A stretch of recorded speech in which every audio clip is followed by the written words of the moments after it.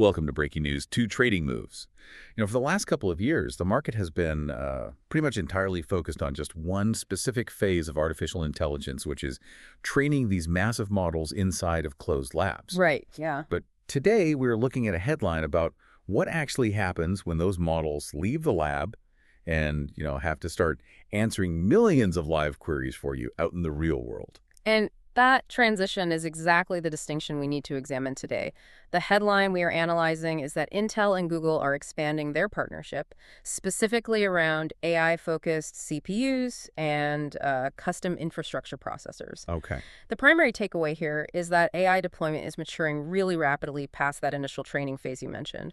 We are watching capital and hardware requirements move directly into inference, enterprise workloads, and just broader data center computing. Let me just jump in right away with an analogy to clarify this technology, because the difference between training and inference really determines exactly why the hardware requirements change for you, the listener, depending on what tools you are actually using. Oh, absolutely. So think of a massive training GPU, like building a high-performance sports car in a factory. It takes raw, concentrated, heavy-duty machinery to put that together, right? Right, highly specialized equipment. Exactly. But AI inference, which means actually answering millions of user questions live on a platform like Google, that is less like the factory and more like actually driving those sports cars on everyday roads. That is a very accurate way to visualize it. I mean, the roads require a totally different setup. Yeah, driving the cars requires standard infrastructure. You need traffic lights, paved roads, standard lanes. You don't need heavy-duty factory accelerators for the daily commute. You just need standard CPUs. So our goal today is to examine exactly who the winners and losers are based on this specific Intel and Google headline. Well, let's start with the hardware and infrastructure side. The primary winners emerging from this news are the companies building those central processing units, or CPUs. We are looking at Intel, ticker INTC, and Advanced Micro Devices, ticker AMD. When a model is deployed to answer queries or run an application for a corporate enterprise, it requires general-purpose compute power. A live user-facing system just cannot run on specialized accelerators alone. Because it needs to handle the everyday traffic, going back to the analogy. Precisely. It needs standard processors to manage the data flow, handle individual user sessions, and maintain the actual servers. Intel is the direct winner in this headline because Google continues to deploy their Xeon chips and utilize Intel's newer processors within their massive data centers. Wait, hold on. Let me stop you right there. If Intel just secured this expanded partnership with Google, why is AMD also listed as a winner here? Are they not direct competitors? Oh, they are fierce competitors. But it really comes down to how the broader market is valuing the entire server CPU space right now. For months, market attention and capital have been intensely concentrated just on GPUs. Right, the factory machinery. Yeah, but when a cloud provider with the scale of Google signals that they are investing heavily in CPU infrastructure for AI inference, it validates that entire product category. The market recognizes that the total addressable market for standard compute requirements is growing. Oh, I see. And since AMD is a major player in that exact space, they benefit from the renewed attention on standard server architecture. So it is less about them winning this specific Google contract and more about, the rising tide lifting the perception of the CPU category as a whole. Exactly. But this hardware conversation goes beyond just the chips themselves, right? We also have infrastructure companies on our winners list. We're looking at Alphabet, ticker GOGL, Dell Technologies, ticker DELL, and Hewlett-Packard Enterprise, ticker HPE. Yep. Those three are key players here. But I need you to clarify something for me regarding Dell and HPE. If the secret sauce is the Intel chip, why do the packaging companies capture so much value? Could a mid-sized enterprise not just buy the parts themselves and build it? That is a great question. And, well, it comes down to the reality of corporate IT departments. Balanced AI systems need complete server stacks.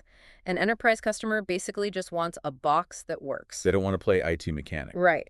They need infrastructure design, power efficiency management, and full enterprise warranty support. When a mid-sized corporation wants to deploy an AI model securely on their own premises, they rarely have the engineering talent or, frankly, the desire to build custom motherboards and cooling systems from scratch. They just want a rack that plugs directly into their existing power and cooling infrastructure? Exactly. They want plug and play. They go to Dell or HPE for a comprehensive solution designed for hybrid workloads.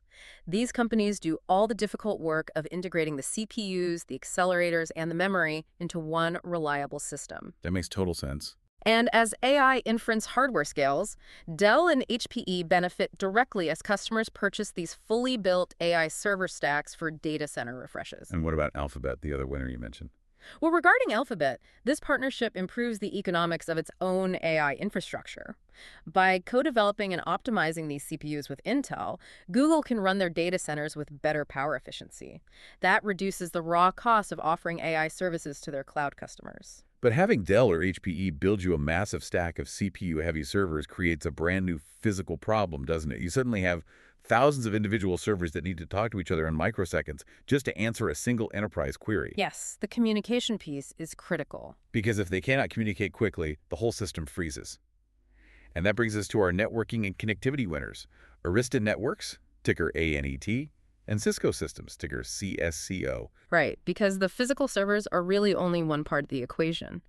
When you discuss expanding AI infrastructure for inference and enterprise deployment, you are actually discussing larger-scale distributed computing. Okay, meaning what exactly? Meaning that when AI models are deployed at scale, the workload is spread across thousands of servers.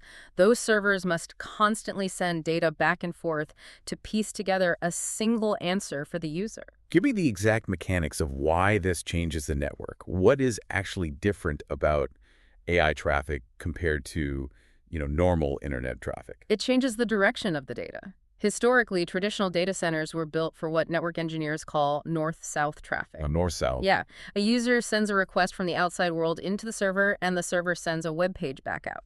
The data moves north and south. But AI inference requires servers to talk to each other constantly. They have to compute complex logic, query databases, and format text simultaneously. So they were talking sideways to each other.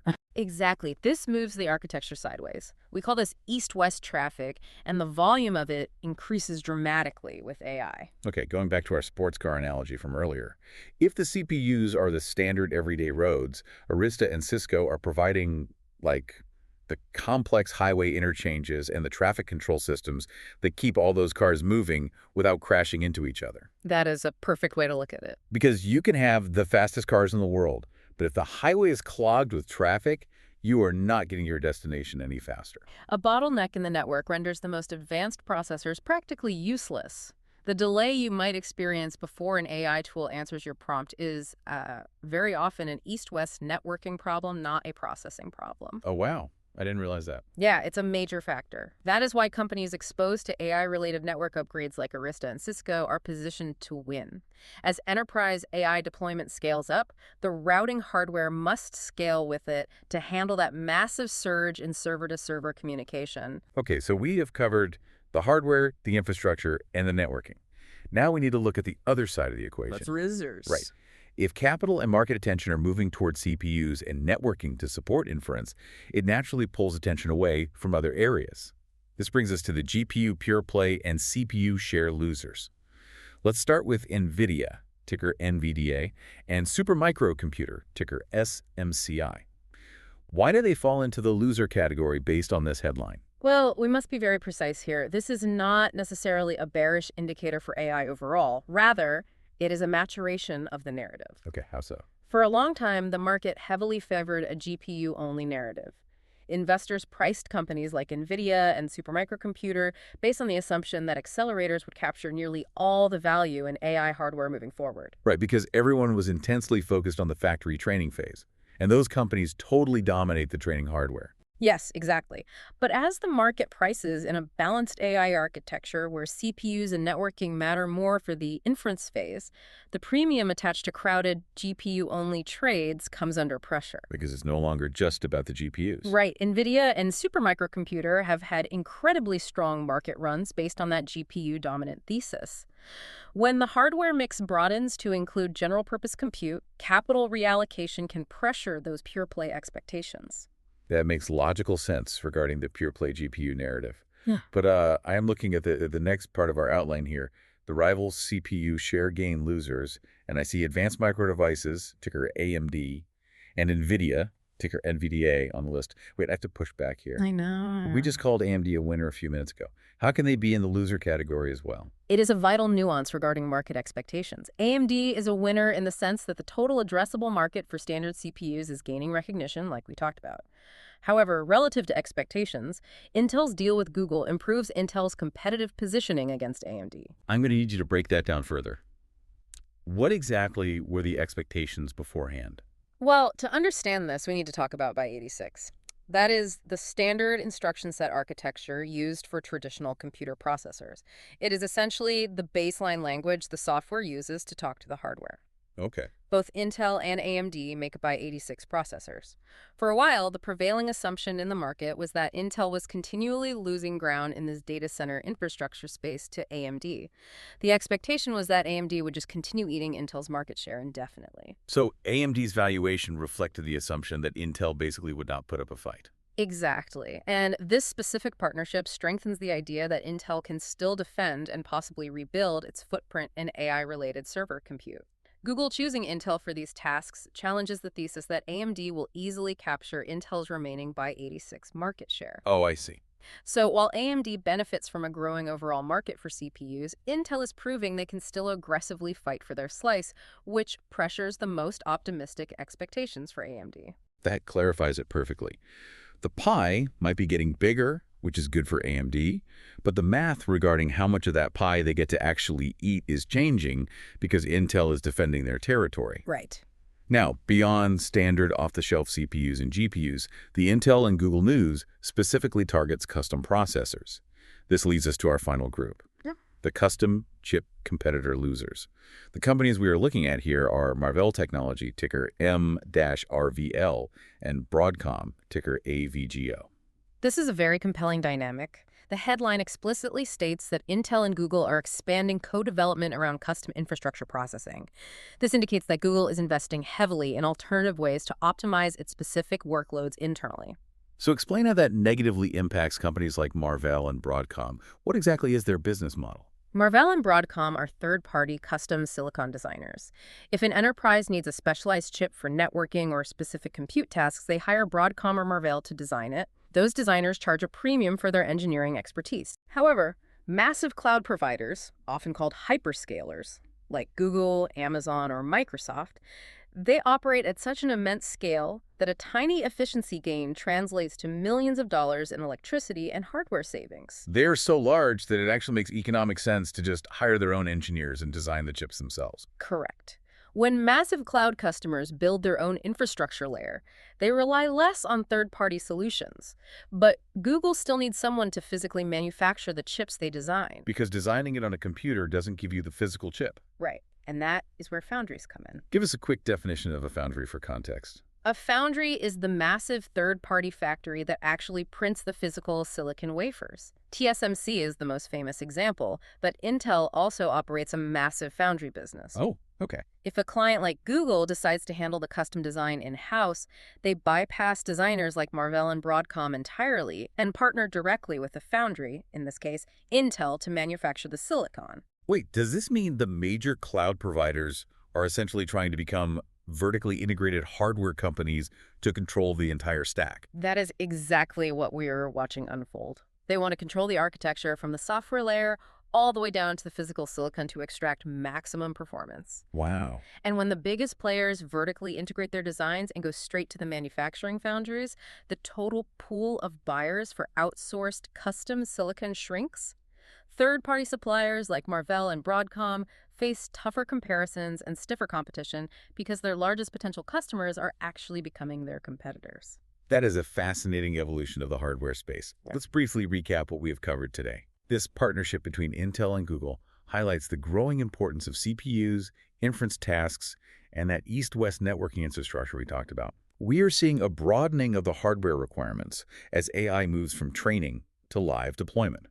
This benefits companies providing the standard compute and networking plumbing like Intel, Arista Networks, and Dell, while putting pressure on purely GPU-driven narratives that have dominated companies like NVIDIA and Supermicro Computer. Exactly right. It also highlights the push by major cloud providers to bypass custom chip designers like Broadcom by working directly with foundries. The physical hardware reality is just catching up to the software ambitions, and answering live user queries requires a much more balanced approach to data center design. As we wrap up, what is a final thought you want to leave the listener with regarding all of this? Consider the long-term division this creates in the market. If massive hyperscalers like Google continue designing their own perfectly optimized custom infrastructure with partners like Intel to achieve maximum cost efficiency, well, what happens to smaller enterprises? A normal corporation lacks the multi-billion-dollar budget required to build custom silicon. Will they be stuck paying a premium for off-the-shelf components, putting them at a structural cost disadvantage when running their own AI tools? Or will these custom efficiency innovations eventually trickle down and become standard, affordable offerings for the broader market?